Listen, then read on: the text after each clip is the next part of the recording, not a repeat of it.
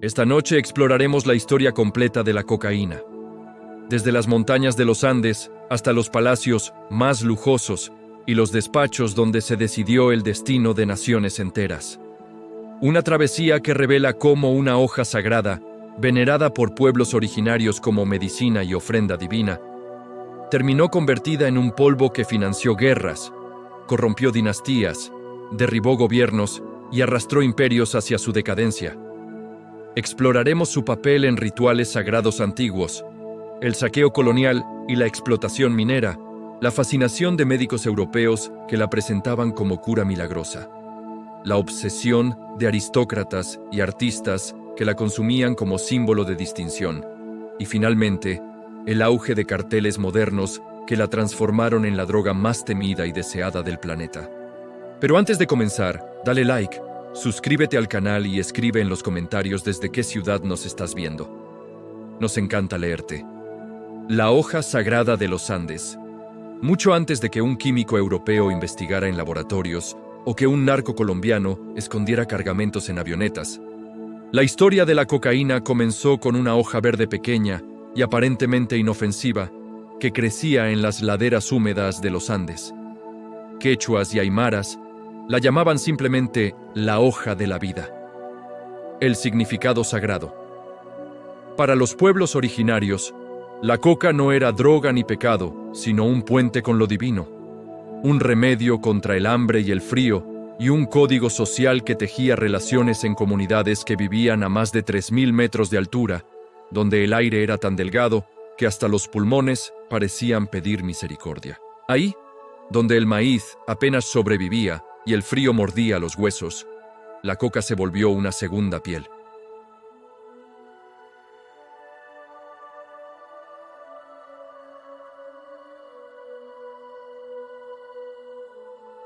El ritual de la Cuyiko.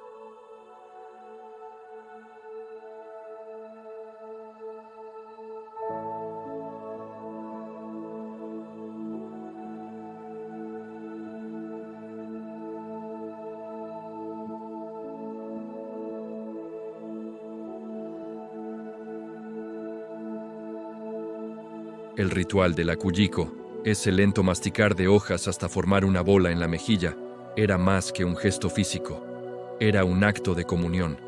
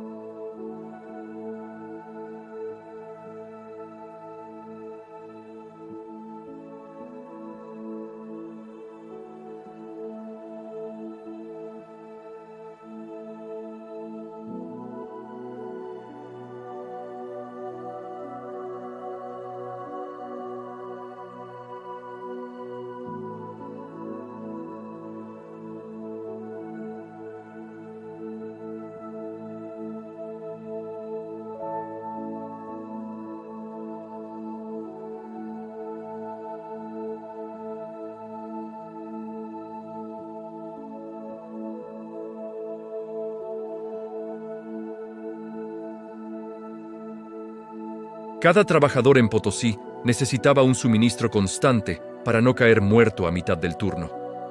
Así, el imperio que quemaba brujas y perseguía idolatrías terminó administrando la coca como un insumo básico, casi como el pan y el agua. El demonio podía esperar.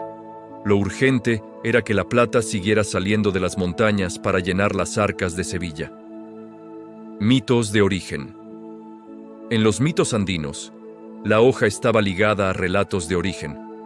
Se decía que la coca había brotado del cuerpo de una mujer sacrificada, o que había sido regalo directo de los apus, los espíritus de las montañas, para aliviar la dureza de la vida en altura.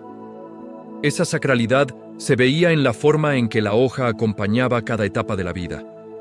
En los nacimientos se dejaba coca cerca de la cuna para espantar malos espíritus.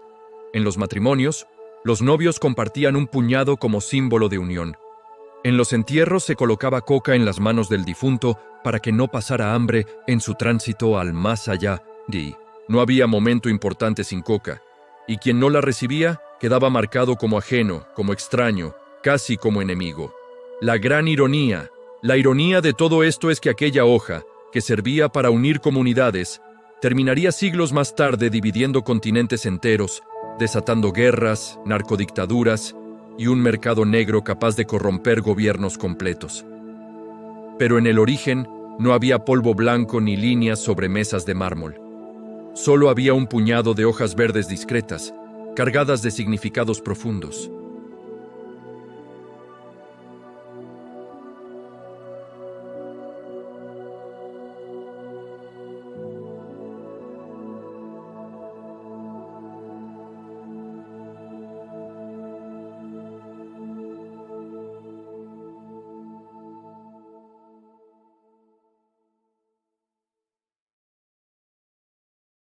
Evidencia arqueológica.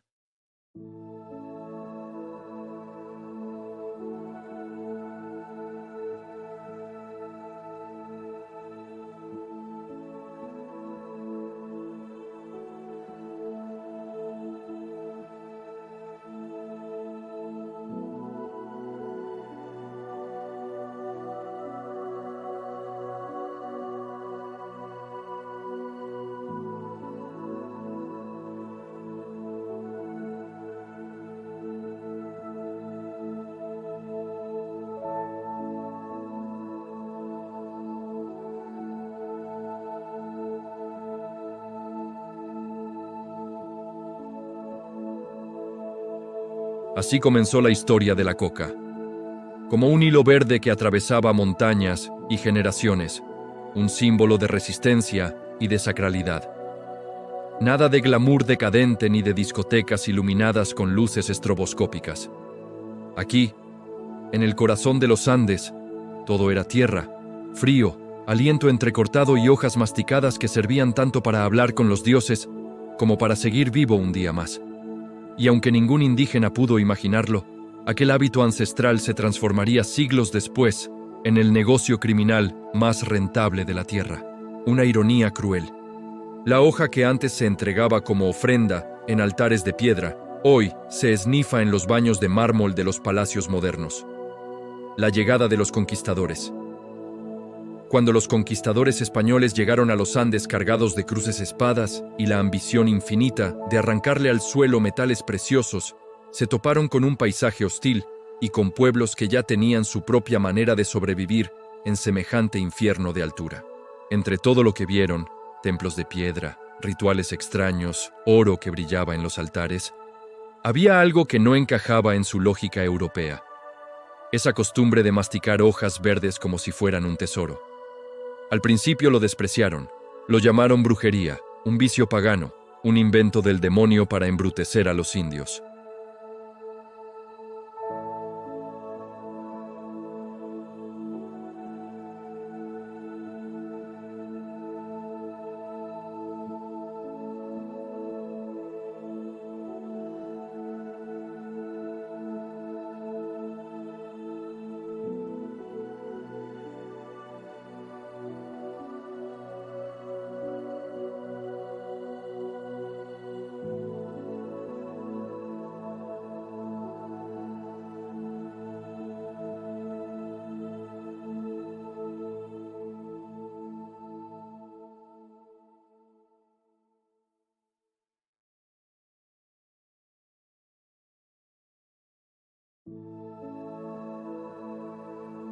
Así, el sistema de la mita, ese reclutamiento forzoso que era poco más que esclavitud encubierta, se sostenía gracias a la coca. Cada jornada los capataces repartían hojas, no como un gesto de humanidad, sino como un instrumento de productividad. Mientras más hojas en la boca, más plata salía de las entrañas del cerro. Los registros contables, siempre fríos y brutales, muestran que el comercio de coca se convirtió en un engranaje fundamental de la economía colonial. La hipocresía de la Iglesia, los sacerdotes, no se quedaban atrás en esta danza de contradicciones. En los sermones condenaban la coca como hierba de idolatría. Pero en la práctica, muchos párrocos invertían en su cultivo y venta, porque las minas no funcionaban sin ella, y los diezmos tampoco entraban sin plata. La hoja se volvió así parte de la misma maquinaria que financiaba conventos, catedrales y campañas militares. Al final, la coca fue una de las primeras drogas legalizadas por pura conveniencia, un combustible del imperio disfrazado de simple tradición indígena. El mercado colonial. En los mercados coloniales de Cusco, Charcas o Lima, los sacos de coca circulaban junto al maíz y la papa, pero con un valor añadido, eran el lubricante de la esclavitud. Mientras tanto, en las crónicas los españoles la describían con asombro. Con solo masticar estas hojas, los indios resisten fatigas increíbles. Lo que nunca escribieron con tanta claridad es que esa resistencia significaba también más riqueza para la corona y más muerte para los pueblos sometidos. Conclusión del período colonial.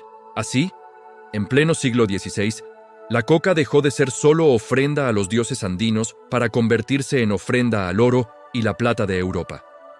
El choque colonial no fue únicamente de espadas y pólvora. También fue un choque de sentidos donde lo sagrado se transformó en mercancía. Y lo que antes era símbolo de vida se convirtió en herramienta de explotación. En esa ironía brutal está el germen de lo que siglos más tarde será la historia entera de la cocaína. Un viaje de lo divino a lo diabólico, del ritual comunitario al mercado global, siempre sostenido por la misma constante: el poder disfrazado de necesidad.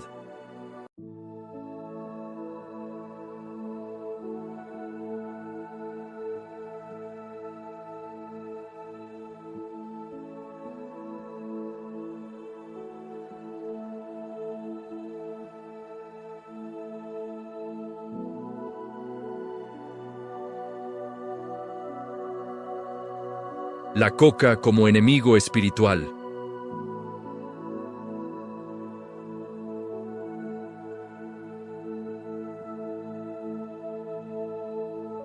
Por eso, desde el siglo XVI, la hoja sagrada se convirtió en blanco de sermones encendidos, condenas oficiales y manuales de inquisidores que la describían como hierba diabólica de idolatría.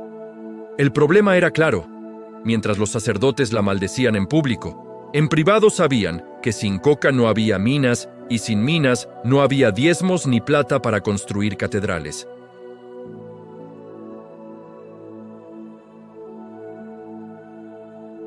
Los concilios eclesiásticos de Lima discutieron varias veces si prohibir la coca de manera absoluta.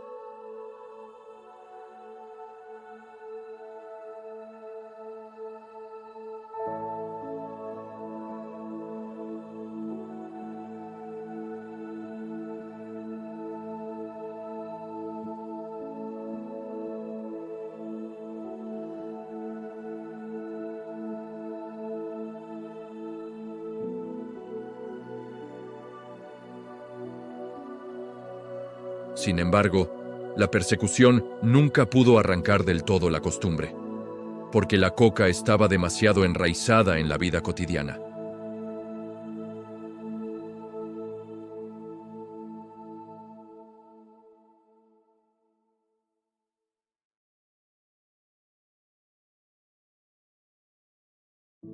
Así se consolidó un modelo hipócrita.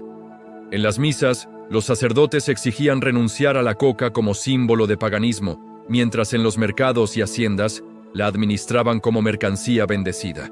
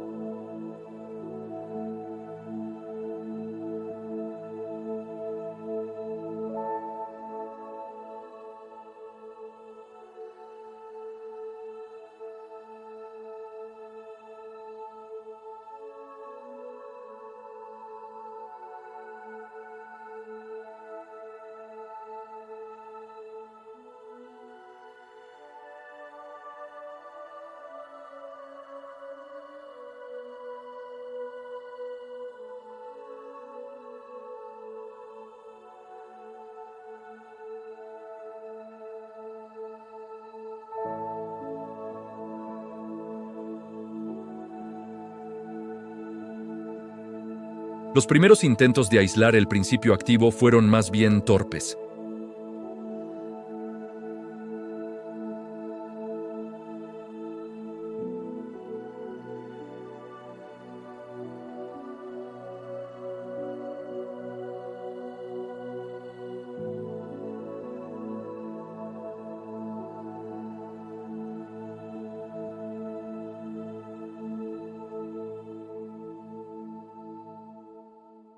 En 1959, el alemán Albert Niemann logró lo que muchos habían buscado: aislar un alcaloide blanco cristalino que bautizó con un nombre sencillo y directo: cocaína. El momento histórico. Con un golpe de laboratorio, lo que había sido un símbolo espiritual andino se convirtió en una sustancia pura, transportable, dosificable y lista para conquistar farmacias y gabinetes médicos.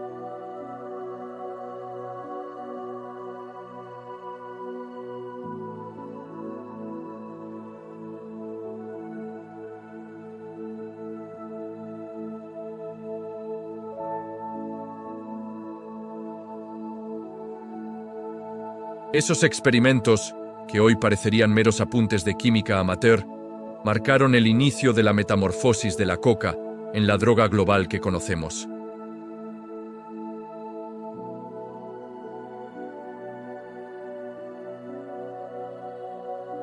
Compartida en fiestas y ofrendada a la tierra, en Europa comenzaba a nacer un relato completamente distinto: el de la cocaína como elixir científico, como medicina de vanguardia, como promesa de progreso.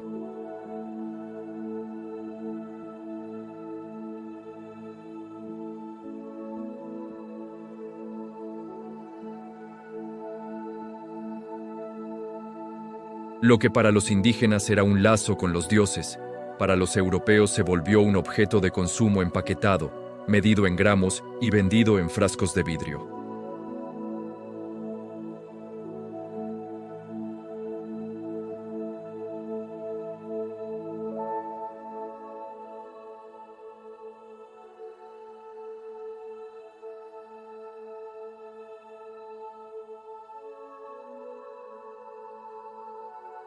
En ese escenario, la cocaína tenía todo para triunfar: un nombre exótico, un efecto inmediato y la posibilidad de ser producida en masa. No es casual que pocos años después, empresas como Merck empezaran a fabricarla a escala, vendiéndola a médicos de todo el continente, como si fuese un regalo divino embotellado. El negocio había comenzado, la tragedia de Niemann. Pero la historia no sería historia sin sus sombras. Niemann murió joven, apenas a los 26 años, víctima de complicaciones pulmonares, probablemente por su contacto constante con gases tóxicos de laboratorio. No llegó a ver la magnitud de lo que había desatado. Una sustancia que pronto se colaría en los salones de Viena, en los consultorios de París, en los teatros de Londres y en las oficinas de Nueva York. La cocaína como medicina milagrosa. A partir de 1860, la cocaína comenzó a ser estudiada en universidades, probada en hospitales y consumida en tertulias privadas. El entusiasmo médico. Se escribían artículos médicos elogiando su capacidad para combatir los dolores de estómago,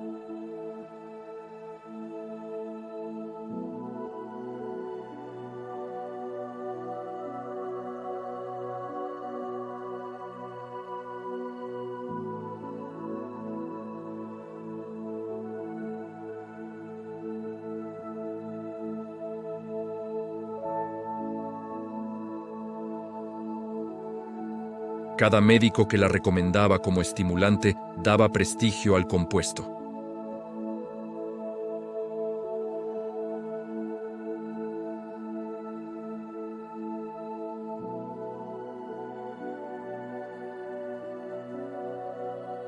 Lo irónico es que en ese proceso la cocaína se alejó definitivamente de su origen.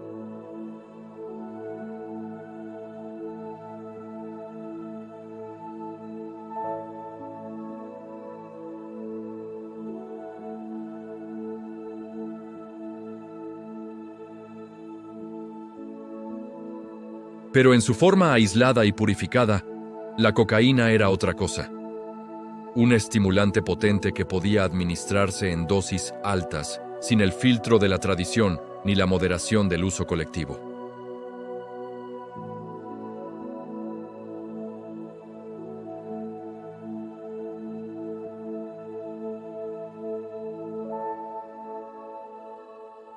El 59 fue, pues, el punto de no retorno. A partir de ese año, la coca dejó de ser exclusivamente una hoja para convertirse en un polvo que recorrería el planeta con una doble cara. Por un lado, el discurso de la ciencia que la presentaba como remedio; por otro, la fascinación social que la adoptaba como símbolo de poder, lujo y distinción.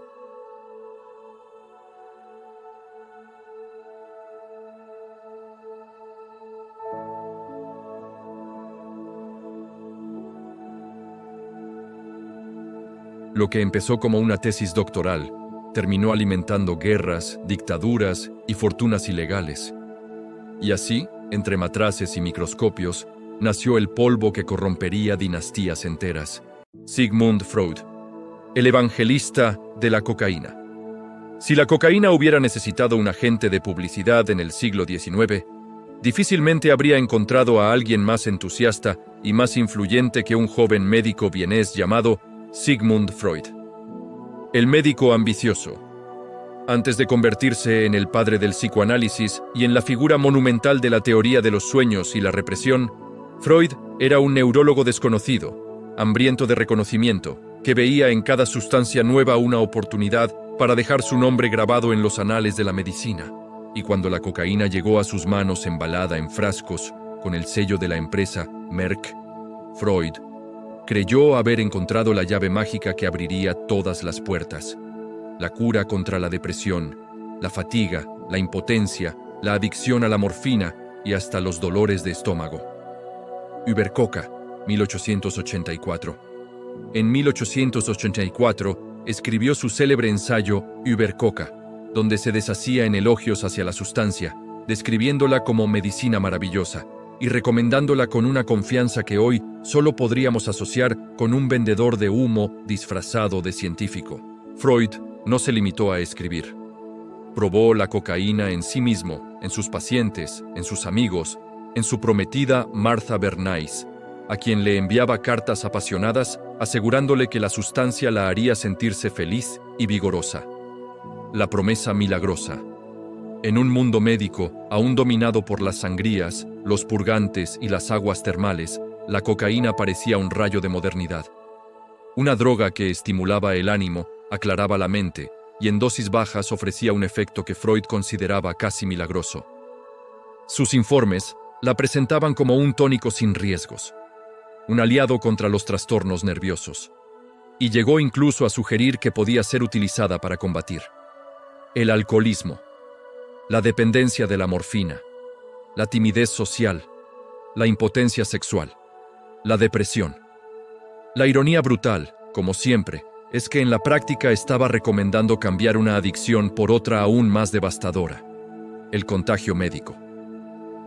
El entusiasmo de Freud no tardó en contagiar a otros médicos y farmacéuticos europeos. La cocaína comenzó a figurar en catálogos de farmacias, mezclada en tónicos, jarabes, pastillas y hasta en cigarros terapéuticos que prometían curar desde resfriados hasta la tristeza.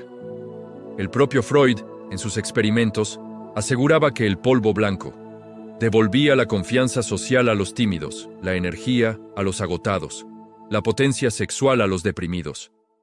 En su círculo íntimo, lo recomendaba con la misma naturalidad con la que hoy alguien recomendaría un suplemento vitamínico. El caso trágico de Ernst von Fleischl-Marxov, pero el episodio más infame de esta relación entre Freud y la cocaína, se dio con su amigo Ernst von Fleischl-Marxov, un brillante médico que sufría dolores insoportables tras haberse lesionado en una operación y que se había vuelto adicto a la morfina para sobrellevarlos. Freud, convencido de que la cocaína sería la solución, le administró dosis crecientes con la esperanza de que abandonara la morfina. El resultado fue una catástrofe. Von Fleischl no solo no dejó la morfina, sino que sumó una nueva adicción aún más destructiva. Acabó prisionero de ambas sustancias. Víctima de alucinaciones y crisis nerviosas que lo consumieron hasta la muerte, Freud intentó maquillar aquel fracaso, pero la historia se encargó de mostrarlo como la primera gran advertencia de lo que en realidad era la cocaína. No un remedio milagroso, sino un monstruo químico que podía arrasar la vida de quien la probara sin control. El legado contradictorio. La contradicción, sin embargo, no detuvo el entusiasmo general. A finales del siglo XIX, la cocaína ya circulaba libremente en toda Europa y Estados Unidos.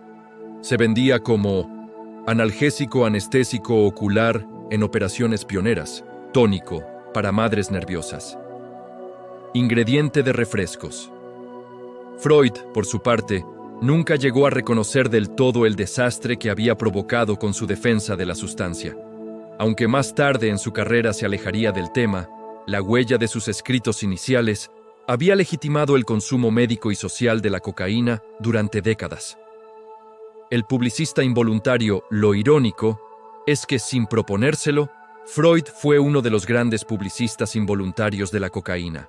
Gracias a él, el polvo blanco pasó de ser un hallazgo de laboratorio a convertirse en un producto de moda en clínicas, boticas y salones aristocráticos.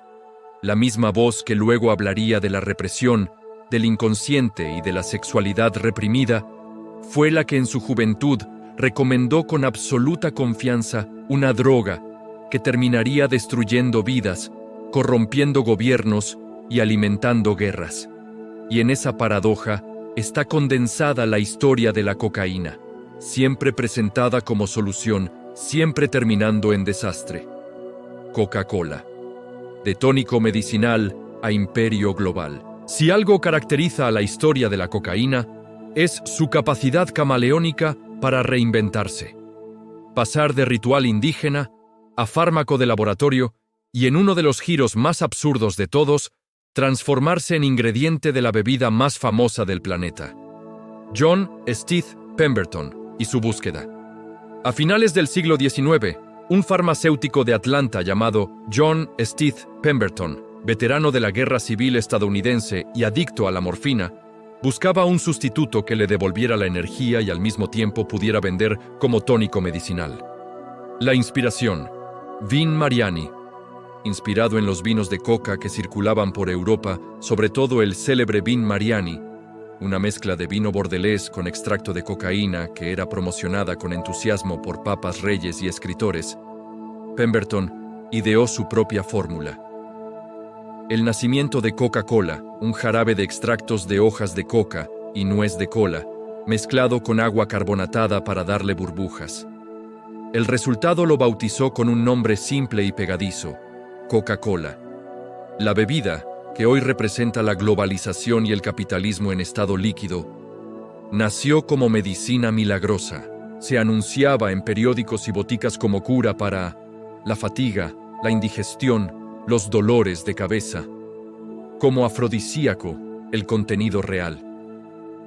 En los primeros anuncios se podía leer que la Coca-Cola era el tónico ideal para señoras y caballeros nerviosos.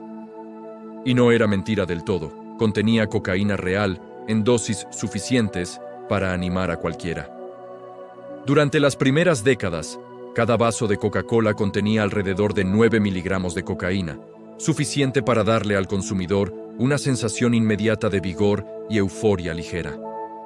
El contexto perfecto, en un país que apenas salía de la guerra, con miles de ciudadanos traumatizados y adictos a la morfina, aquella bebida burbujeante parecía un elixir de modernidad y salud. El ingenio de Pemberton no estuvo solo en la mezcla, sino en la mercadotecnia. Convertir una droga en refresco y un remedio experimental en un símbolo de energía cotidiana. La paradoja global. No se trataba de un accidente. La cocaína era entonces legal y respetada, y su asociación con la bebida reforzaba su prestigio. La paradoja es que mientras en los Andes la hoja de coca seguía ligada a rituales agrícolas y ofrendas religiosas, en las ciudades modernas se la bebía con hielo en fuentes de soda, servida por camareros de chaqueta blanca, a clientes que jamás habrían tocado una chuspa indígena. El éxito comercial. El éxito fue inmediato. En pocos años, la Coca-Cola pasó de ser un jarabe local en Atlanta a una bebida popular en todo el sur de Estados Unidos. Las farmacias la promocionaban como estimulante. Los periódicos reproducían anuncios con damas sonrientes y caballeros elegantes. La marca empezaba a construir un imperio sin precedentes. La cocaína convertida en burbuja había encontrado un nuevo público. Ya no eran los intelectuales vieneses ni los médicos parisinos, sino familias enteras que bebían el refresco sin imaginar que contenía la misma sustancia que Freud recomendaba en cartas apasionadas. El cambio de fórmula. El cambio llegó en las primeras décadas del siglo XX, cuando la reputación de la cocaína comenzó a torcerse.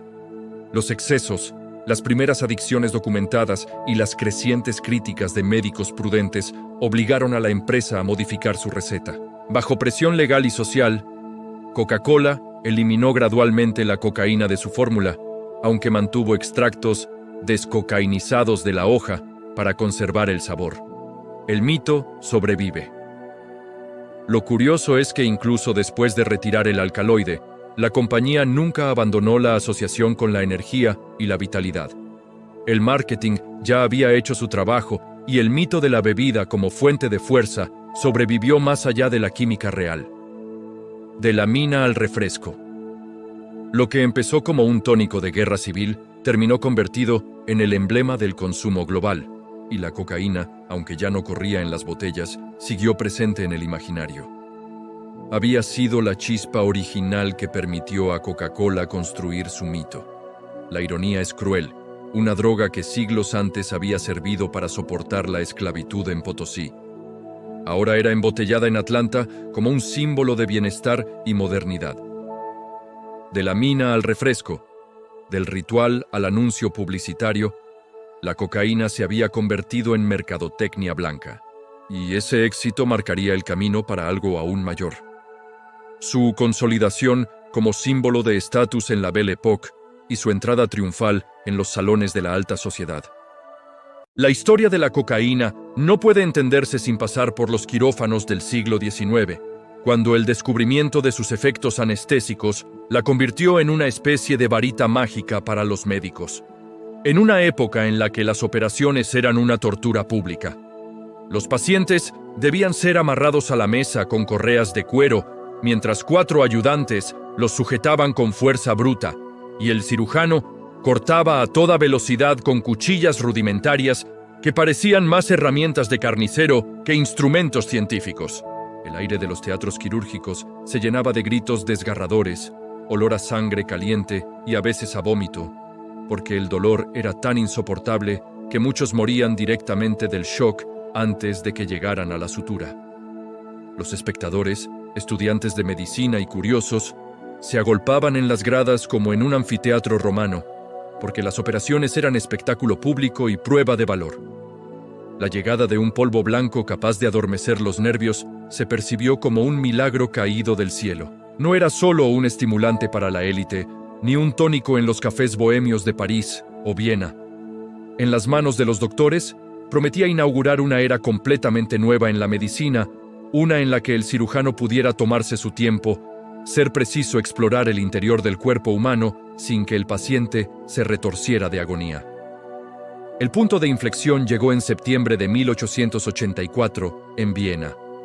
Karl Koller, un joven oftalmólogo de 27 años, amigo cercano de Sigmund Freud, estaba buscando desesperadamente una sustancia que permitiera operar el ojo sin que el paciente parpadeara o se moviera.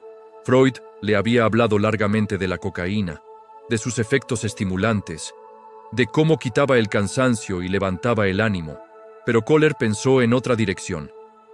Diluyó unas gotas de cocaína en agua y las aplicó directamente sobre la córnea de una rana. El animal no reaccionó al pinchazo. Repitió el experimento en sí mismo y luego en pacientes. El resultado fue inmediato. Anestesia local perfecta, sin pérdida de conciencia, sin riesgos de asfixia como con el éter o el cloroformo. El 15 de octubre de 1884 presentó su descubrimiento en el Congreso de Oftalmología de Heidelberg y la sala estalló en aplausos. Fue una revolución absoluta. Por primera vez los cirujanos podían intervenir zonas delicadas, ojos, garganta, nariz, genitales, sin necesidad de anestesia general, que en aquella época mataba a 1 de cada 300 pacientes aproximadamente, más que muchas de las propias operaciones. La noticia corrió como pólvora por Europa y Estados Unidos. En cuestión de meses, la cocaína se convirtió en la estrella absoluta de congresos médicos. En el tema favorito de artículos en The Lancet, en el Journal of the American Medical Association, en la herramienta más deseada por cirujanos de todo el mundo. Los hospitales empezaron a pedirla por kilos. Merck, en Alemania, pasó de producir 50 gramos anuales en 1883 a más de 35 kilos en 1885. Parke Davis en Detroit la vendía en 15 formas diferentes: solución, polvo, cigarrillos, incluso en combinación con opio para curar la adicción a la morfina. Los frascos llegaban con etiquetas elegantes que parecían reliquias sagradas de la ciencia moderna. No pasó mucho tiempo antes de que la cocaína se aplicara en todo tipo de operaciones. En odontología, revolucionó las extracciones. Ya no hacía falta arrancar un diente a un paciente despierto que gritaba y sangraba. Unas gotas en la encía y el dentista podía trabajar con calma. En otorrinolaringología, permitía operar amígdalas, pólipos, desviaciones de tabique, sin que el paciente se ahogara en su propia sangre. En ginecología, hizo posibles intervenciones que antes eran impensables por el dolor. Los médicos imprimían manuales con dosis recomendadas, inyecciones de 5 a 20 miligramos, aplicaciones tópicas al 2-10%, sin la más mínima prudencia farmacológica actual. La confianza era absoluta. La cocaína parecía haber resuelto de una vez por todas el gran enemigo de la medicina, el dolor. Pero la paradoja no tardó en aparecer. Los mismos médicos que la usaban en pacientes empezaron a probarla en sí mismos. Las jornadas en los hospitales eran agotadoras, 18, 20 horas seguidas de pie. Y una pequeña dosis quitaba el sueño, aumentaba la concentración, permitía operar sin temblar. Algunos cirujanos se volvieron incapaces de entrar al quirófano sin inhalar antes una raya o inyectarse una solución. En 1886 ya circulaban los primeros informes de dependencia entre médicos y farmacéuticos. William Stewart Halsted, el padre de la cirugía moderna en Johns Hopkins, terminó tan enganchado que operaba bajo efectos de cocaína y morfina alternadamente durante años. Los casos se multiplicaban, pero se los desestimaba como excepciones, insignificantes frente a la magnitud de la revolución científica. Era la misma lógica que había acompañado al opio y al láudano décadas antes. Mientras el negocio prosperaba, las advertencias se ignoraban. La presencia de la cocaína en hospitales también contribuyó a consolidar su prestigio social. Si los médicos más respetados la utilizaban en quirófanos, ¿cómo podía ser peligrosa en el consumo privado? Ese razonamiento abrió las puertas para que se multiplicaran los jarabes de cocaína para el resfriado, las pastillas para los nervios, los elixires para la timidez social, incluso cigarrillos medicinales para asmáticos que prometían respiración libre. Lo que había nacido como medicina se convirtió en mercancía cotidiana, en un producto que podía comprarse en cualquier botica sin receta ni restricción alguna. Así, la cocaína pasó de ser hoja ritual en los Andes a droga de la élite europea y, finalmente, a pilar de la cirugía moderna. Fue la primera anestesia local realmente efectiva, un hallazgo que transformó para siempre la práctica médica y que le dio un aura de legitimidad que todavía hoy resulta sorprendente.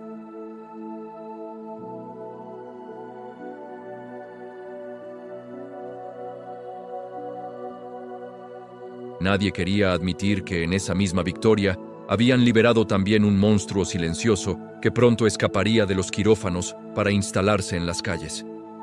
El entusiasmo de los médicos, de Freud y de las élites sociales dio paso, ya a comienzos del siglo XX, a un murmullo de alarma que rápidamente se convirtió en grito.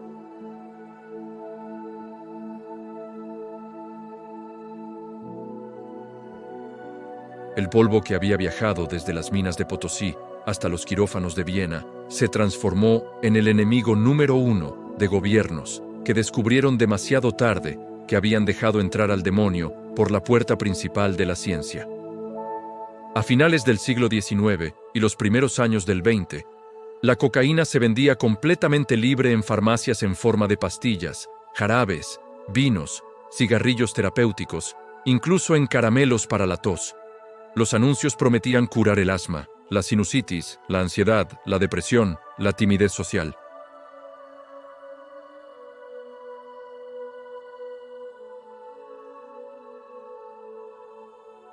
Pero los informes médicos empezaron a acumular casos de adicción severa, sobredosis, comportamientos violentos, paranoias, psicosis tóxicas. La prensa sensacionalista, siempre hambrienta de escándalos, convirtió a la cocaína en protagonista de titulares, crímenes pasionales, ataques de locura, suicidios espectaculares.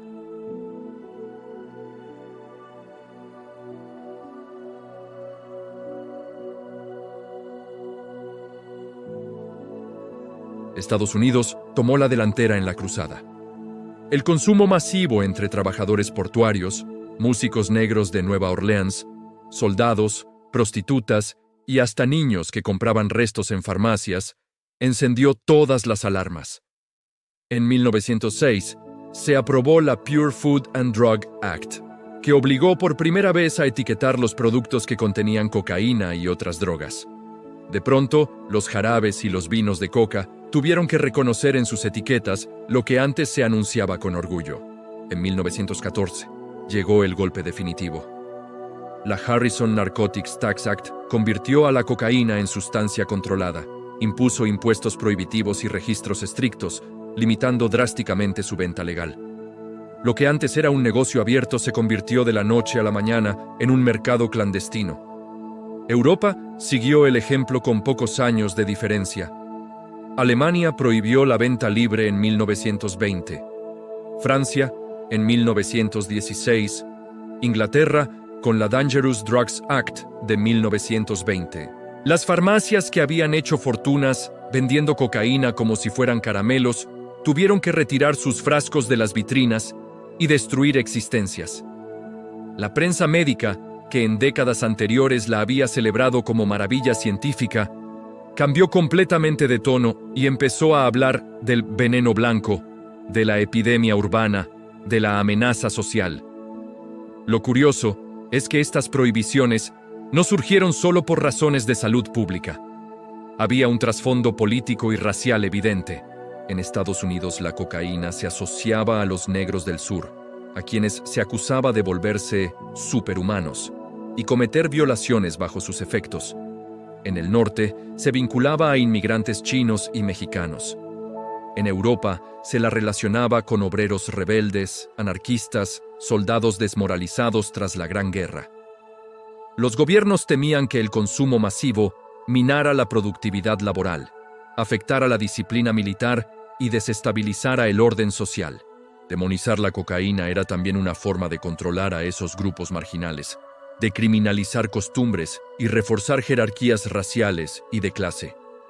La guerra contra la cocaína no fue únicamente una cruzada médica, fue también, y sobre todo, un mecanismo de control político. Y en esa transición nació el mercado negro. Lo que había sido elixir de papas incas, reinas victorianas y artistas de la Belle Époque se transformó en veneno público. Los gobiernos pasaron de promocionarla en farmacias a perseguirla en calles, burdeles y cabarets. Laboratorios clandestinos aparecieron en sótanos de Nueva York, Ámsterdam, Marsella. Mafias que hasta entonces habían vivido del juego ilegal y la prostitución vieron en la cocaína un negocio nuevo y explosivo. En Estados Unidos, la misma red que se estaba preparando para la ley seca del alcohol encontró en el polvo blanco un complemento ideal. Si se podía transportar whisky ilegal en camiones con doble fondo, también podía viajar cocaína escondida en cargamentos de tabaco o en latas de conserva. Desde Sudamérica, donde la hoja de coca seguía creciendo salvaje en las laderas andinas, los primeros cargamentos viajaban hacia puertos del Caribe, La Habana, Nassau, y de ahí a Nueva York o Miami. En Europa, la ruta clásica era Perú-Buenos Aires-Marsella, el famoso French Connection, que décadas después haría legendario. Las redes criminales se sofisticaron rápidamente: falsificación de documentos, uso de barcos pesqueros, corrupción de funcionarios portuarios y policiales. Lo que en tiempos de la colonia había sido comercio oficial de la corona española, se convirtió en negocio clandestino, alimentado por sobornos y violencia. La droga pasó de producto medicinal a mercancía de lujo prohibida, con precios inflados 100 veces y beneficios irresistibles. El consumidor también cambió. Ya no era la aristocracia que bebía vin Mariani en copas de cristal, ni los médicos que la recetaban con solemnidad, sino músicos de jazz en Harlem, obreros urbanos, prostitutas marginados que la encontraban en callejones y bares clandestinos. La cocaína empezó a mezclarse con alcohol ilegal durante la ley seca, alimentando la imagen de droga peligrosa y asociándola a ambientes nocturnos de vicio y rebeldía. La prensa sensacionalista la vinculaba con crímenes atroces, con negros en el sur de Estados Unidos que supuestamente violaban mujeres blancas, con inmigrantes italianos y judíos, con bandas callejeras. Construyó un imaginario donde la cocaína era sinónimo de degeneración y violencia. Esa estigmatización no hacía más que consolidar su aura de tabú y aumentar su atractivo. Mientras tanto, los gobiernos descubrieron que perseguir la cocaína era un juego imposible. Cada incautación en un puerto se traducía en 2 nuevas rutas abiertas. Cada redada policial solo encarecía el producto y hacía más ricos a quienes lo controlaban. La clandestinidad multiplicó la rentabilidad hasta niveles obscenos. Lo que antes costaba unas monedas en la botica, ahora valía pequeñas fortunas en el mercado negro. El polvo blanco había pasado de ser símbolo de modernidad científica a convertirse en motor de mafias y corrupción, inaugurando una historia que marcaría todo el siglo XX y más allá. Los mismos gobiernos que la habían promocionado durante décadas ahora se enfrentaban a un monstruo que no podían controlar. Y ese monstruo recién estaba aprendiendo a caminar. Pronto crecería hasta convertirse en imperio criminal, con nombres propios, carteles, capos y sicarios que harían temblar a naciones enteras. La cocaína ya no era una curiosidad médica ni un vicio de bohemios. En el siglo XX, se convirtió en la mercancía más valiosa del planeta, después del petróleo en el motor económico de guerras enteras, en la causa directa de cientos de miles de muertos, y en el negocio que financió revoluciones, golpes de Estado y campañas presidenciales. Lo que empezó como hoja sagrada en los Andes, terminó convertida en el símbolo máximo del capitalismo criminal. Los años 20 y 30 fueron el ensayo general. La ley seca en Estados Unidos multiplicó por 20 el precio de la cocaína y enseñó a las mafias italoamericanas, judías y criollas del Caribe cómo mover toneladas sin ser vistas. Marsella se convirtió en la gran refinadora europea. Laboratorios en la Provenza transformaban pasta base peruana en clorhidrato puro, que luego viajaba a Nueva York escondido en quesos, en estatuas religiosas o en los dobles fondos de los transatlánticos. Pero aquello era todavía un juego de niños comparado con lo que vendría después. La Segunda Guerra Mundial paradójicamente ayudó. Perú y Bolivia aumentaron la producción de hoja para necesidades médicas de los aliados, y cuando terminó la guerra, sobraban plantaciones, sobraban químicos desempleados y sobraban pilotos que sabían volar de noche sin luces. La demanda, además, explotó. Soldados que volvían traumatizados buscaban algo más fuerte que el alcohol, y la posguerra trajo dinero fácil, jazz, noche y una generación que ya no creía en nada. Los años 50 y 60 fueron los del glamour criminal. La ruta Cuba, La Habana, Miami, era tan segura que los narcos viajaban en primera clase con maletines de mano. Frank Sinatra, los Rat Pack y las estrellas de Hollywood la consumían abiertamente. La cocaína era la champaña de los ricos.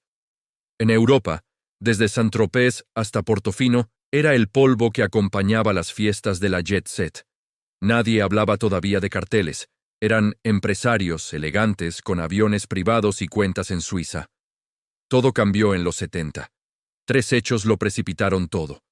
Estados Unidos declaró la War on Drugs en 1971 y cerró la ruta del Caribe.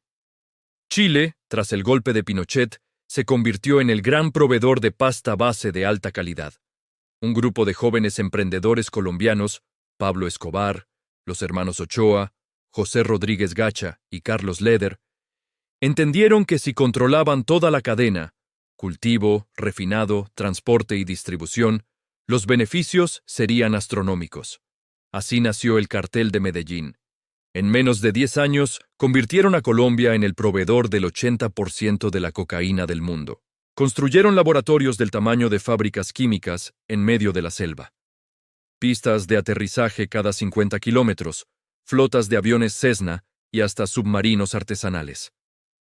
En 1982, el cartel movía 50 toneladas al mes solo hacia Florida. El dinero era tan obsceno que Escobar aparecía año tras año en la lista Forbes de los hombres más ricos del planeta. En su momento de máximo poder, el cartel de Medellín generaba $60 millones al día.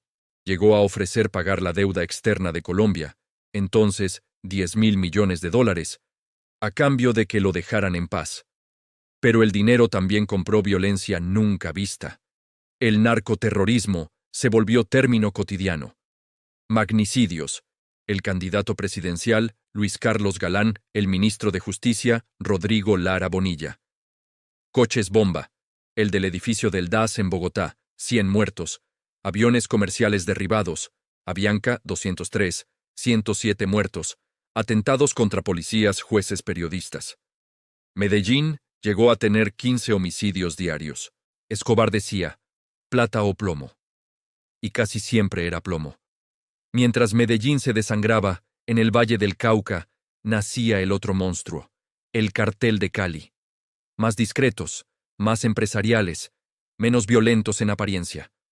Los hermanos Rodríguez Orejuela construyeron una multinacional del narco con contadores de Price Waterhouse, abogados de Harvard y células en 25 países. Controlaban el 70% del mercado de Nueva York y lavaban dinero a través de cadenas de farmacias, equipos de fútbol y hasta un banco propio. Los 80 fueron la década dorada y sangrienta. Miami se convirtió en la capital mundial de la cocaína. Yates, Ferraris, mansiones con tigres enjaulados y cadáveres con la corbata colombiana, garganta cortada y lengua sacada por el agujero. En Nueva York, el crack, la versión fumable y barata de la cocaína, arrasó los guetos negros y latinos. Barrios enteros se volvieron zonas de guerra por el control de una esquina.